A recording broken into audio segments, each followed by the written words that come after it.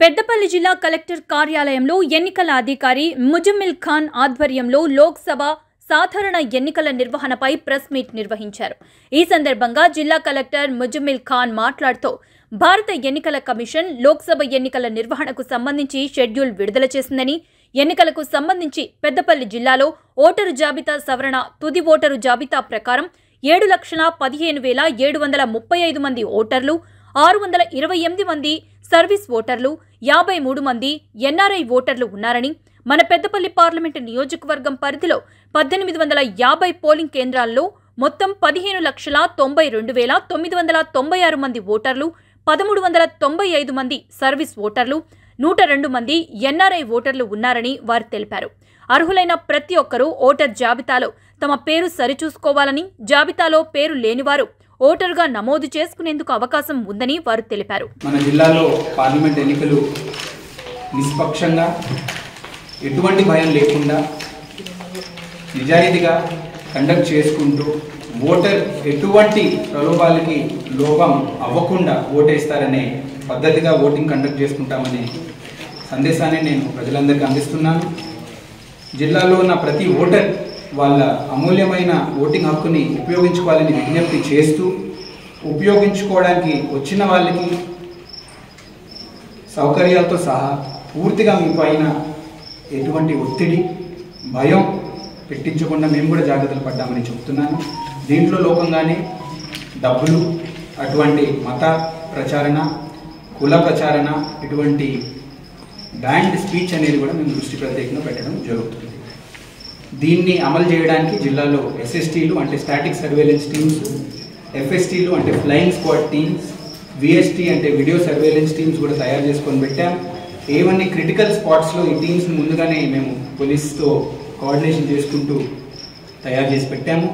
ఎటువంటి MCC violation అయినా మేము పట్టుకోవడానికి, రియాక్ట్ అవ్వడానికి తయారుగా ఉన్నాం. ఈ ఎంసీసీ వైలేషన్స్ గురించి మాట్లాడితే ప్రత్యేకంగా ప్రచారణలో జాగ్రత్త పడమని నేను క్యాండిడేట్స్ అందరికీ, పార్టీస్ అందరికీ విజ్ఞప్తి చేస్తున్నాను. ముందుగానే అన్నట్టు మతపరంగా, కులపరంగా ప్రచారణ చేయకూడదనేది రిమైండ్ చేస్తున్నాను. పిల్లల్ని ఎటువంటి ప్రచారంలో ఉపయోగించకూడదనేది ఈసీఐ నియమాలు చాలా గట్టిగా ఉన్నాయనేది కూడా ఒకసారి రిమైండర్ లాగా చెప్తున్నాను. అలాగే మతపరంగా ఉపయోగించే ఆలయాలైనా, మసీదులైనా, ఇతర స్ట్రక్చర్లైనా ఉపయోగించకూడదనేది మళ్ళీ ఒకసారి రిమైండర్ లాగా చెప్తున్నాను. స్కూళ్ళ దగ్గర ప్రచారణ చేయకూడదనేది కూడా నేను రిమైండ్ చేస్తున్నాను. అలాగే సుప్రీంకోర్టు గైడ్లైన్స్ ప్రకారం రాత్రి 10 నుంచి పొద్దున 6 వరకు ప్రచారణ, ఎటువంటి ప్రచారణ కూడా అలౌడ్ ఉండదు, దానికి అనుమతి లేదు. కానీ నియమాలు లోపల ఏ పొలిటికల్ పార్టీ కానీ ప్రచారణ కోసం పర్మిషన్ తీసుకుంటే అతి స్వల్పంగా పర్మిషన్ అందించడానికి ఈసీఐ ముందుగానే సువిధ అనే పోర్టల్ సృష్టించడం జరిగింది. సువిధ పోర్టల్లో ఇచ్చిన ప్రతి అప్లికేషన్కి అతి త్వరలో పర్మిషన్ వచ్చేలాగా మేము కూడా ఒక వ్యవస్థని కల్పించుకొని ఉన్నాం. సో ఆ పర్మిషన్ కూడా ఖచ్చితంగా వితిన్ 4 hours to 24 hours పార్టీస్కి అందేలాగా మేము చూసుకుంటాం. ఇంకా ఆఖరిగా ఈ ఎలక్షన్ పూర్తిగా ప్రశాంతంగా కల్పించడానికి మేము కంట్రోల్ రూమ్ కూడా కలెక్టరేట్లో పెట్టుకోవడం జరుగుతుంది. ఈ కంట్రోల్ రూమ్కి ఎటువంటి సమాచారం అందించాలన్నా 1950 కాల్ సెంటర్ ద్వారా ఓటర్లు అందరూ సంప్రదించవచ్చు, ఇతరులు సంప్రదించవచ్చు. ఆన్లైన్ ఎన్విఎస్పి అంటే నేషనల్ ఓటర్ సర్వీస్ పోర్టల్ ద్వారా కూడా మాకు సమాచారం అందించవచ్చు. నేషనల్ గ్రీవెన్స్ రిడ్రెసల్ పోర్టల్ ద్వారా కూడా అందించవచ్చు.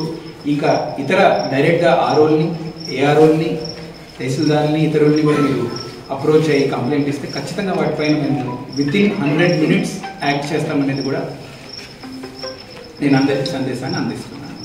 ఫైనల్గా ఈ కంప్లైంట్ చేయాలనుకుంటే సిటిజన్ అవేర్నెస్ ద్వారా మీ చుట్టూ ఏ తప్పైనా మీరు ఎలక్షన్కి సంబంధించింది సి విజిల్ అనే యాప్ని దయచేసి డౌన్లోడ్ చేసుకోండి. సి విజిల్ అనే యాప్ ద్వారా మీరు కంప్లైంట్ ఇస్తే ఖచ్చితంగా 100 నిమిషాల లోపల ఆ సమస్యని పరిష్కరించి, పరిష్కారం అయినట్టు మీకు సమాచారం అందేలాగా మేము జాగ్రత్త పడుతున్నాం. ఇది ఈసీఐ గైడ్లైన్ కూడా. సో ఇది కూడా సద్వినియోగం చేసుకోవాలనేది నా విజ్ఞప్తి. ఇప్పుడు కాన్ఫరెన్స్ ముగిసే ముందు ప్రతి ఓటర్తో నా పర్సనల్ విజ్ఞప్తి, దయచేసి ఎంత సాక్రిఫైస్ తర్వాత ఎన్ని మంది వాళ్ళు ప్రాణాలు కోల్పోయి కూడా మనకి ఓటింగ్ హక్కుని అందించడం అనేది జరిగింది స్వాతంత్ర ఉద్యమంలో. దాన్ని తేలిక తీసుకోకుండా, ఒక సెలవులాగా తీసుకోకుండా ఖచ్చితంగా ప్రతి ఓటర్ వాళ్ళ ఓటింగ్ హక్కుని సద్వినియోగం చేసుకోవాలని నేను విజ్ఞప్తి చేస్తున్నాను.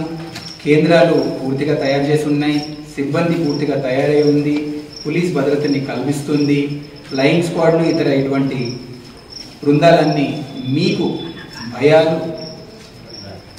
ఈ ఆర్థికంగా ఇటువంటి ప్రలోభాలు లేకుండా జాగ్రత్తలు పడ్డారు. కానీ ఆఖరికి కావాల్సింది ఓటింగ్ నాడు వాళ్ళు ఓటింగ్ కేంద్రానికి వచ్చి వాళ్ళకు 5 నిమిషాల సమయాన్ని ఇచ్చి ఖచ్చితంగా అమూల్యమైన హక్కుని ఉపయోగించుకుంటారనేది నమ్మకం పెడుతున్నాను. ఓటర్స్ కూడా ఖచ్చితంగా దీన్ని మనసులో పెట్టుకోవాలని విజ్ఞప్తి చేస్తున్నాను. Thank you.